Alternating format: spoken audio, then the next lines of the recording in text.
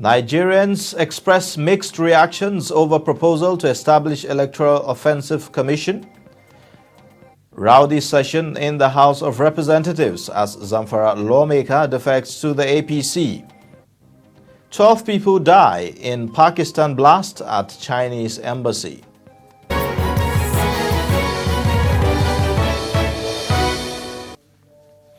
Hello and welcome to Trust News Update. I am Ayuba. Thank you for joining. The Senate has passed a bill seeking to establish Electoral Offences Commission to address electoral malpractices. This followed consideration of the report of its committee on INEC chaired by Senator Kabiru Gaya. The bill provides for at least 20 years imprisonment for ballot box snatching or unauthorized printing of ballot papers. Trust TV's Mardia Umar speaks to a cross-section of Nigerians on the bill. Before the Electoral Offences Commission bill is passed, different committees have been constituted in the past to reform the electoral system in Nigeria. The bill provides for at least 20 years imprisonment or a fine of at least 40 million naira for any political party's candidate or agent who damages or snatches ballot boxes, or tamper with ballot boxes, or election materials without the permission of the election official in charge of the polling station. It also approved a 10-year jail term for any person who sells a voter's card or is in possession of any voter's card bearing the name of another person, among others. Nigerians are expressing their divergent views on what is contained in the bill. It's a good move at the right direction. But my plea is not the creation of the law, it's the implementation. If they will follow what the bill says, there are a lot of issues that naturally they will take their position. I know if I snatch a ballot box, I have a jail term. A politician knows if you sponsor talks to take a ballot box, he knows he'll be in for it. Ballot box snatches that they've put a standing jail term upon is a welcome idea. I believe if the 2023 election, many people are caught and sent to jail, the next election, there will be more careful people to go to the election polling unit votes and avoid ballot box snatches.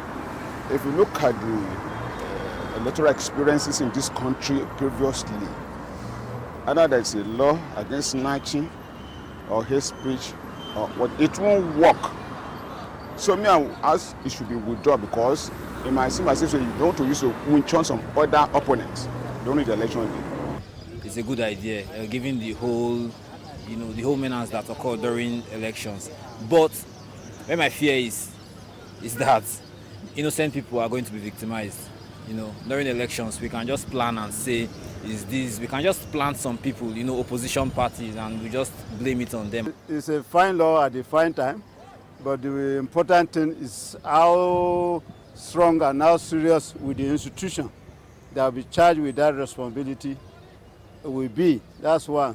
Secondly, we have almost how many polling units all over the country. What if we get all over the country in each of the state? We have more than 100 of them. Who will be the people that will carry them? That's the one thing.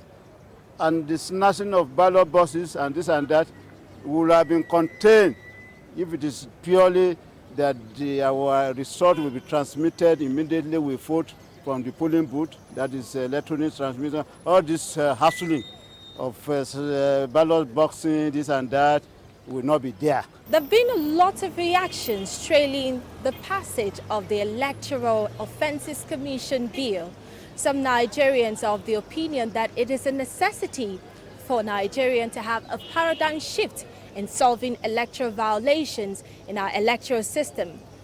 But the emphasis today is on implementation. How well will the bill be implemented if passed into law? Mardia Umar, Trust TV News, Abuja. Meanwhile, the defection of another member of the People's Democratic Party (PDP) from Zamfara State, Kabiru Ahmadu, to the APC has polarized plenary session of the House of Representatives on Tuesday. Speaker Femi Gbajabiamila read a letter from Ahmadu announcing his formal defection from his party, citing internal crisis. But members of the PDP objected to the defection, saying the Speaker should instead declare his seat and others that have decamped vacant. Heated debate between members of opposing side continued until the Speaker intervened, asking aggrieved members to approach the court. An ad hoc committee of Kano State House of Assembly investigating the suspended chairman of the State Public Complaints and Anti-Corruption Commission, Mui Magaji Rimengado, has halted the probe over his absence on Wednesday. The committee has summoned Rimengado to appear before it on Wednesday. However, Secretary of the committee, a Deputy Director, Legal Services of the Assembly, told mediamen that Rimengado could not attend the sitting on health grounds, but the committee will re-invite him at another date. Lawyer to the suspended chairman, Habu Fari, said no single document is served on his client since the suspension on July 5th. Now, All Progressives Congress has dismissed a fake letter which claimed that the former governor of Imo State, Rochas Okorocha, has been suspended from the party. The letter, which is being circulated on social media, said the senator had been suspended because of anti-party activities. It contains signatures of the national chairman and the secretary of the APC Caretaker Committee, Malabuni, and John Akpanu Dodehe. Kaduna State Governor Nasir El-Rufai says he regrets how his administration's immense efforts and investment in security are yet to manifest in the fight against security challenges bedeviling the state. The governor said this when he received the second quarter security report of the state, presented by the state's Commissioner of Security and Internal Affairs, Samuel Aruwan. The governor seeks the active collaboration of citizens in the fight against banditry through prompt volunteering of useful information on suspicious criminal activities. And now the Speaker of the House of Representatives, Femi Gbajabiamila, says the House is working towards amending the National Health Act to address gaps in accessing health care, including funding for gunshot victims. The Speaker said this at the opening of the 44th and 45th Annual General and Scientific Meetings of the West African College of Physicians, Nigeria chapter in Abuja. Gbajabiamila, represented by Tanko Sununu, the Chairman House Committee on Health, said that in the amended Act, provisions were made for healthcare service providers to claim funds used to treat gunshot victims during emergencies. According to him, Nigeria's health care indices remain poor, and the National Assembly will play its role through legislation to help address the causes of the poor health delivery system in the country, one of which is accessibility. Coming up, after the break, rice farmers fault government for lack of intervention. Please stay with us. Get latest updates on current topical issues and breaking news by downloading the Trust TV mobile app on your Android devices. Go online, click Google Play Store, search Trust TV, install the app, and get doses of unfiltered information on happenings all over the world in your pocket. Trust TV, documenting the Nigerian story.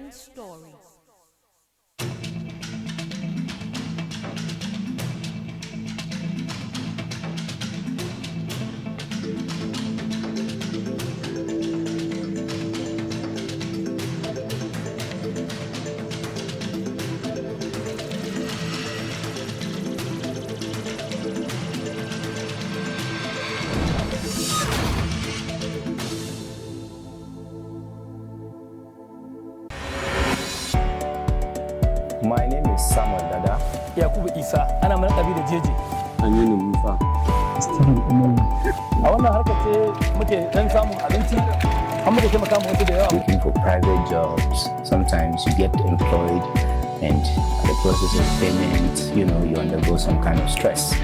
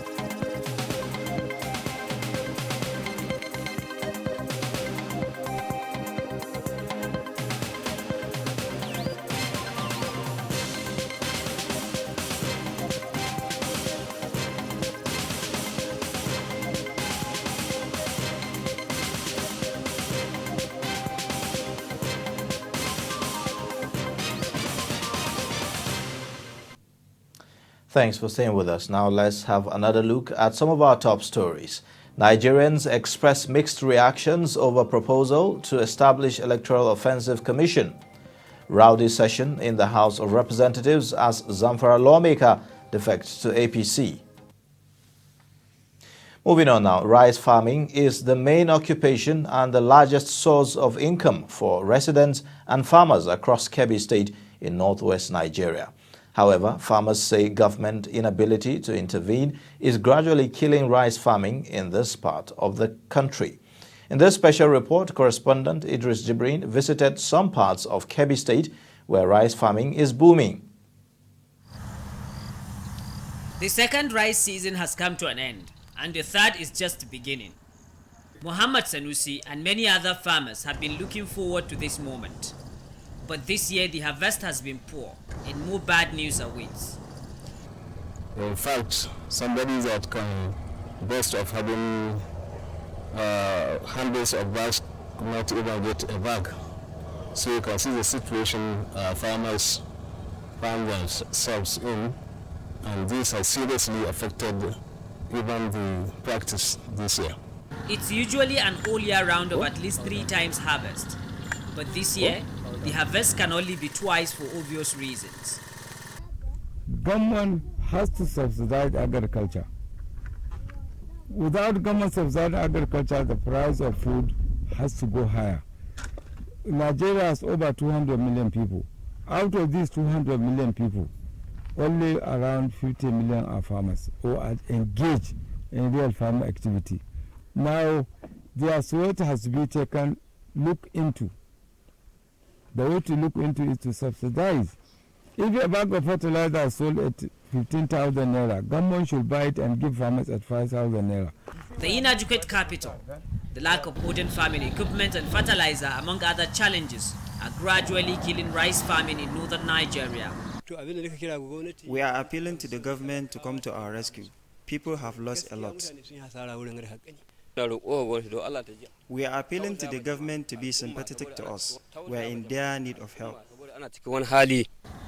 According to Rice Farmers Association of Nigeria in Kebbi State, the Anchor Borrowers Program has yielded much needed results, but there are still many lapses to cover if the state is to realize its full potentials on rice production. It was here that the rice pyramid was first set up to show the availability of the product in Kebbi State. But today, there is no more rice to showcase, but it can still be found in various markets across Kebbi State. Meanwhile, farmers believe that unless government begins to consider subsidizing the inputs, this place may likely continue to remain an empty open ground. Idris Jibrin, Trust TV News, Birnin Kebbi. Now let's take a look at a story from the foreign scene. Chinese embassy in Pakistan strongly condemned a blast that happened Wednesday in Pakistan's northwest Khyber Pakhtunkhwa province, leaving 9 Chinese nationals and 3 Pakistanis dead. At around 7 a.m. local time, the shuttle vehicles of the Dasu hydropower projects, for which a Chinese company was contracted to build, were hit by a blast when they were heading towards the construction site. According to the embassy, the Pakistani side is investigating into the incident. After the blast, the embassy immediately activated the emergency response plan and contacted the Pakistani military and the Pakistani government departments, including the Foreign Ministry and the Interior Ministry, asking the Pakistani side to conduct the rescue and treatment work at all costs, enhance the security guarantee for the Chinese institutions, projects, and the personnel in Pakistan, and find out the truth of the incident as soon as possible, according to the statement. The Pakistani military organized and started the rescue work immediately after the blast and dispatched the helicopters to transfer the injured, the statement added. The embassy expressed the deep condolence to the dead and sincere sympathy to the injured in the blast, according to the statement. Pakistani officials said the blast happened in the Upper Kokistan district of the province and over 30 were injured in the incident. Assistant Commissioner of the Dasu area of the district, Asim Abbasi, told Xinhua that the disaster might further rise because several of the injured were in critical condition.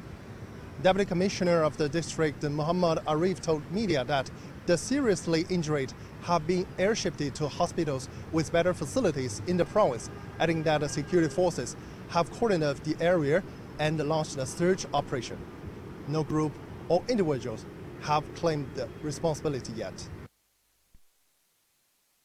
Olympics chief Thomas Bach has pledged not to bring any risk to Japan with the Games, seeking to reassure a skeptical public as virus cases surge just over a week before Tokyo 2020 begins. Fans have been banned from Olympic events in the capital, which is under emergency virus restrictions to curb rising infection.